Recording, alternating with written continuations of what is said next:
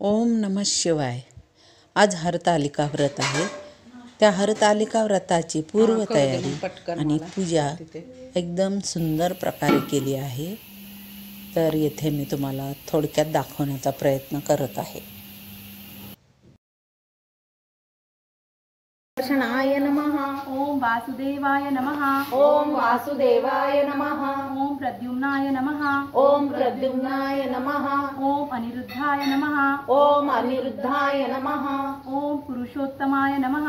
ओम पुरुषोत्तमाय नमः। ओम अधोक्षजाय नमः।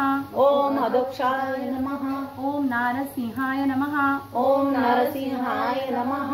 ओम अच्युताय नमः। ओम अच्युताय नमः। ओम जनार्दाय नमः। ओम जनार्दाय नमः। ओम उपेंद्राय नमः। ओम उपेंद्राय नमः। ओम हरये नमः।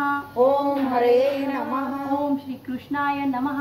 ओम श्रीकृष्णाय नमः। यानंतर हातात अक्षता घ्या। हात जोडून चौरंगावरील देवतांना नमस्कार करा आणि म्हणा। हातात आता संकल्प विधी। पुन्हा हातात अक्षता घेऊन पुढील संकल्प करावा। अद्य भाद्रपद मासे। आता हे तिने काहीतरी सांगितलं होतं मगाशी आपल्याला, काय हस्त नक्षत्र म्हणे ना, हस्त नक्षत्र। हस्त नक्षत्र अद्य भाद्रपद मासे। अद्य भाद्रपद मासे शुक्ल पक्षे तृतीया। शुक्ल पक्षे तृतीया किंवा तृतीयासह चतुर्थाने तिथं अमिक वासरे। हे मी वाचते फक्त। वाराचा समर्पयामी म्हणत जा। अशोक पत्रम समर्पयामि। ओम गौरी नमः। अपागा मार्ग पत्र समर्पयामी। आघाडा आघाडा हे आघाडा। ओम माहेश्वर्य नमः। दुर्वाम पत्र समर्पयामी। दुर्वा हे आघाडा घे। दुर्वाम पत्र समर्पयामि। ओम काले नमः। चंपक पत्र समर्पयामी। चंपक याने चंपक आता ते जे हे जे असेल ते आता ते एक एक वाहत जा। हा तेव्हा पूर्ण असं मोठं दिसतं। हे सी पत्र समर्पयामी। तुळसी पत्र पण आहे। ओम जे मिळतं ते वाहा। ओम सर्वेश्रवे नमः। नाना विविध पत्र समर्पयामी। या शेवटच्या नावाला वर उल्लेख न आलेली पण आपण श्रद्धापूर्वक गोळा केलेली सर्व पत्री देवीच्या पदरी चरणी वाहावी।